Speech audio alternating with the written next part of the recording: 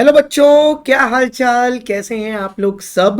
बच्चों ने मेरे को रिक्वेस्ट किया कि सर आपने सारे के सारे लॉ का पूरा मैराथन करा दिया, उसके बाद आपने लॉ की फुल डे आंसर राइटिंग भी करा दी। अब हमें ये बता दीजिए कि कौन से मोस्ट इंपॉर्टेंट टॉपिक्स होने वाले हैं लॉ में जिसकी हमें इन डेप्थ एनालिसिस करनी चाहिए।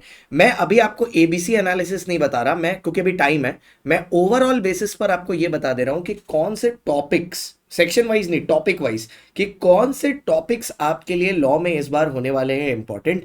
चाहे फिर वो कॉर्पोरेट लॉ हो, चाहे फिर वो एलएलपी हो, चाहे फिर वो अदर लॉज हो, ठीक है, सब कुछ आपको इसी वीडियो में मिलेगा। तो चैनल को सब्सक्राइब और वीडियो को लाइक कर लीजिए जल्दी से। चलिए फिर शुरू करते हैं। मैं आपका दोस्त, आपका होस्ट, आपका एजुकेटर CS शांतम गुप्ता, AIR42। चलिए शुरू करते हैं। आइए, तो कॉर्पोरेट लॉ में जो टॉपिक्स आपके लिए इंपॉर्टेंट है वो सबसे पहले होंगे rotation of auditor, disqualification of auditor, internal auditor 138, term of auditor, foreign company और उसके डॉक्यूमेंट्स 379 380, उसके बाद financial statement 129, revision of financial statement 130 131, board report 134, CSR 135, AGM EGM 96 97 98 99 100, minutes of the meeting 118, annual return section 92, closure of books of accounts, payment of dividend और इसके साथ इसकी penalty मतलब 123, साथ ही साथ 127, रजिस्ट्रेशन ऑफ चार्जेस के मैंने बगल में टाइप्स लिखा है, वो है ना, एक फ्लोटिंग चार्ज, फिक्स चार्ज, फिर crystallisation of floating to fixed, वो याद करना, उसका एक्रोनिम भी था ना, MD ऑफ वेस्ट बंगाल।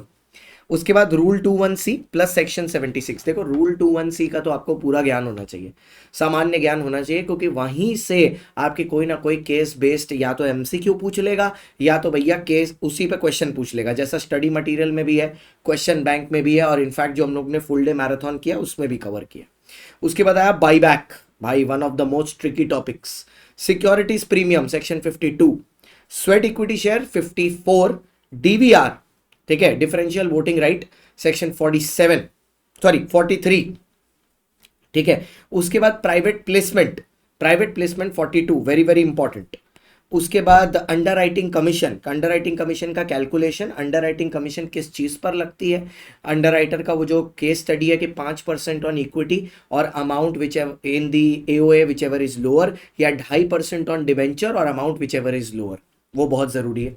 उसके बाद जब इसमें आते हैं अदर लॉज में, ठीक है, तो LLP आता है, LLP में designated partner 7 8 9 10, section 42 transfer of interest, section 60 से 62 थोड़ा डिबेटेबल है, बट मैंने इसको डाला ये है क्योंकि अगर ICAI पेपर का लेवल थोड़ा सा टफ करना चाहता है तो इस एरिया में क्वेश्चन पूछेगा, जो है अमेलगमेशन, रिकॉन्स्टिट्यूशन, वाइंडिंग अप, इस एरिया में।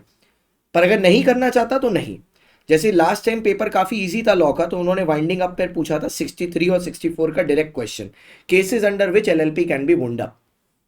उसके बाद LLP का फ्रॉड सेक्शन 30, ये MCQ के लिए रेलेवेंट हो सकता है, statement of account, statement of solvency, annual return कब कब फाइल करना है। फेमा में तो भाई छोड़ के कुछ जाना ही नहीं है, करंट अकाउंट के तीनों शेड्यूल, कैपिटल अकाउंट के दोनों शेड्यूल, और कुछ आप ना भी करो फेमा में चल जाएगा, इतने से ही वो फेमा को बार बार घुमा घुमा के पूछते हैं, और हाईली वेटेड टॉपिक है फेमा और क्या बोलते हैं LLP।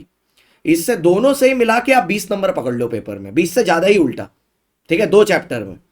तो ये तो सबसे बढ़िया से करने हैं आपको। फिर इधर आएंगे तो Heydon's rule, literal interpretation rule, Heydon और मिस्चीफ रूल एक ही चीज है, harmonious construction, effect of repeal, फिर जनरल क्लॉजेस में इनमूवेबल प्रॉपर्टी का डेफिनेशन, ईयर का डेफिनेशन, और बाय पोस्ट जो भेजा जाता है। अब ये इंपॉर्टेंट टॉपिक्स किस चीज पर बेस्ड है, पास पेपर के एनालिसिस के बेसिस पर ये इंपॉर्टेंट टॉपिक्स बनाए गए हैं। अब मैं अगला एनालिसिस कर रहा हूं ऑडिट का, वो खत्म होगा तो ऑडिट के भी आपको मोस्ट इंपॉर्टेंट टॉपिक्स का एक लिस्ट बना के दे दूंगा। अगर ये लिस्ट पसंद आई हो तो यार प्लीज कमेंट जरूर करना और अपने दोस्तों के साथ शेयर करना, ठीक है। हम लोग जो, मतलब मैं पर्सनली जो भी मेहनत करता हूं वो सिर्फ आपके लिए करता हूं। अभी रात का 1:15 हो रहा है, अगर आप देख पा रहे हो, अभी सेशन खत्म करने के बाद आपके लिए ये वीडियो शूट कर रहा हूं। तो प्लीज जरा सा प्यार दिखाना, वीडियो को लाइक करना, चैनल को सब्सक्राइब कर देना और अपने सारे दोस्तों के साथ शेयर करना, और कमेंट बॉक्स में थोड़ा अपना प्यार दिखा देना। थैंक यू सो मच बेटा। अब जो अगला वीडियो होगा उसमें हम बताएंगे कि डायरेक्ट क्वेश्चन को लिखने का लॉ में या ऑडिट में, और केस बेस क्वेश्चन को लिखने का क्या तरीका होता है, तो उस वीडियो को भी जरूर से फॉलो करिएगा। Thank you so much for watching guys, आज के लिए बस इतना ही।